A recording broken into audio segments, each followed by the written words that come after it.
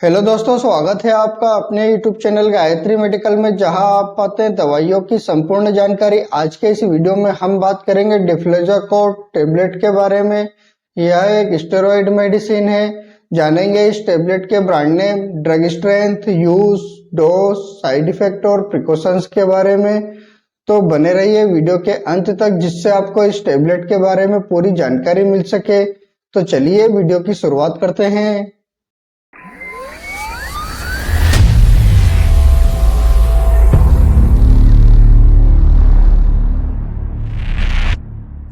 डिफ्लेजाकोट tablet की बात करते हैं तो यह एक न्यू ग्लूकोकोर्टिकोइड स्टेरॉइड मेडिसिन है, जो कि प्रेडनिसोलन के सिमिलर है और साथ ही प्रेडनिसोलन से कम पोटेंसी रखती है। इसके कारण इस टेबलेट का एडवर्स इफेक्ट तथा साइड इफेक्ट कम होता है। इसीलिए इस टेबलेट का यूज सबसे ज्यादा किया जाता है और इस टेबलेट का सबसे ज्यादा यूज डर्मेटोलॉजिस्ट, गैस्ट्रोलॉजिस्ट, ऑर्थोलॉजिस्ट और फिजिशियन डॉक्टर सबसे ज्यादा यूज करते हैं। यह आपको टेबलेट और सिरप के फॉर्म में मार्केट में आसानी से मिल जाता है, लेकिन इस वीडियो में हम सिर्फ टेबलेट के बारे में बात करेंगे। अब बात कर लेते हैं ड्रग स्ट्रेंथ की। इस टेबलेट के ड्रग स्ट्रेंथ की बात करते हैं तो यह आपको 1 mg, 6 mg, 18 mg, 30 mg और 36 mg के अलग अलग स्ट्रेंथ में मार्केट में आसानी से मिल जाती है। अब बात कर लेते हैं ब्रांड नेम की। इस टेबलेट के ब्रांड नेम की बात करते हैं तो यह आपको मार्केट में बहुत सारे ब्रांड नेम से मिल जाती है, जैसे डिफकोट, महाकोट डीजेट, इंजोकोट, डिफजा। ये कुछ पॉपुलर ब्रांड नेम में हो सकता है आपके एरिया में किसी और ब्रांड नेम से मिले तो आप उसे भी यूज कर सकते हैं। अब बात कर लेते हैं प्राइस की। इस टेबलेट के प्राइस की बात करते हैं तो एक टेबलेट की एवरेज प्राइस 8 रुपए से लगाकर 12 रुपए तक होती है और यह ब्रांड टू ब्रांड अलग अलग हो सकती है। अब बात कर लेते हैं यूज की। इस टेबलेट के यूज की बात करते हैं तो जैसा कि हम जानते हैं कि यह एक स्टेरॉइड मेडिसिन है और यह इन्फ्लेमेशन और इम्यून सप्रेसेंट ड्रग है। यदि किसी व्यक्ति को इन्फ्लेमेशन हो जाए और उसके कारण व्यक्ति को पेशाब करने में प्रॉब्लम हो, दर्द हो या पेशाब के साथ ब्लड बाहर आ रहा हो या नोजिया वोमिटिंग की प्रॉब्लम हो, तो उस समय इस टेबलेट का यूज किया जाता है।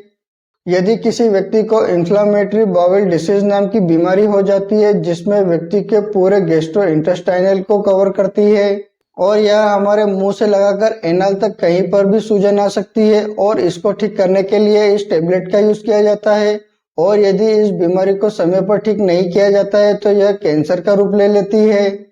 जैसा कि हमने जाना था कि यह टेबलेट इम्यून सप्रेसेंट ड्रग है और यह हमारे इम्यून सिस्टम को वीक करने के लिए यूज की जाती है और इसको वीक करना भी हमारे लिए फायदेमंद रहता है।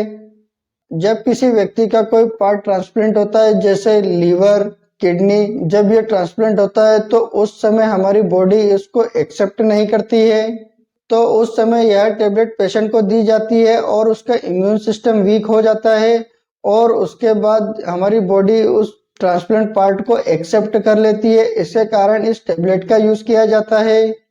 यदि किसी व्यक्ति को इम्यून थ्रोम्बोसाइटोपेनिक परपुरा नाम की बीमारी हो जाती है तो उस समय भी इस टेबलेट का यूज किया जाता है। इस बीमारी में व्यक्ति को लो प्लेटलेट्स तथा ब्लड से संबंधित कोई बीमारी होती है तो उस समय व्यक्ति की स्किन का कलर रेड तथा पर्पल कलर का हो जाता है, तो उसको ठीक करने के लिए इस टेबलेट का यूज किया जाता है। यदि किसी व्यक्ति को स्किन से संबंधित कोई समस्या हो जाती है, जिसमें व्यक्ति की स्किन पर फफोले हो जाना, हाइपर सेंसिटिविटी रिएक्शन हो जाना, फेशियल इन्फ्लामेशन हो जाना, खुजली चलना, इस प्रकार की समस्या हो जाती है तो उसको ठीक करने के लिए इस टेबलेट का यूज किया जाता है।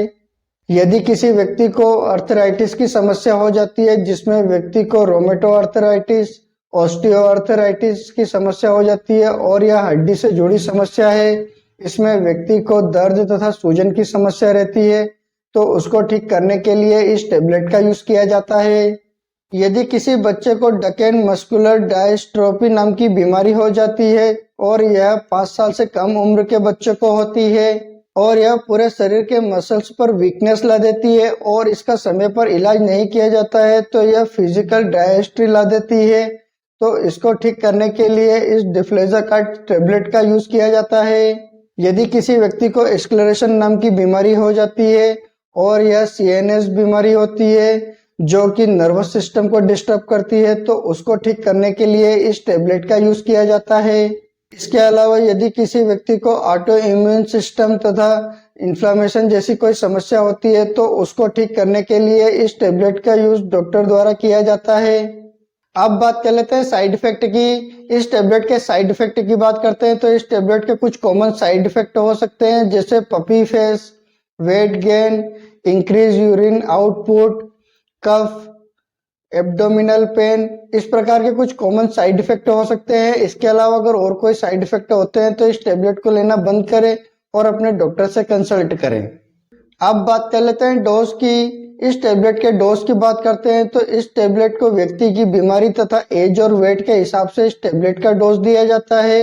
इस टेबलेट के कॉमन डोज की बात करते हैं तो एडल्ट व्यक्ति को दिन में एक बार या एक दिन छोड़कर इस टेबलेट का डोज दिया जाता है और इस टेबलेट को हमेशा खाना खाने के बाद यूज किया जाता है।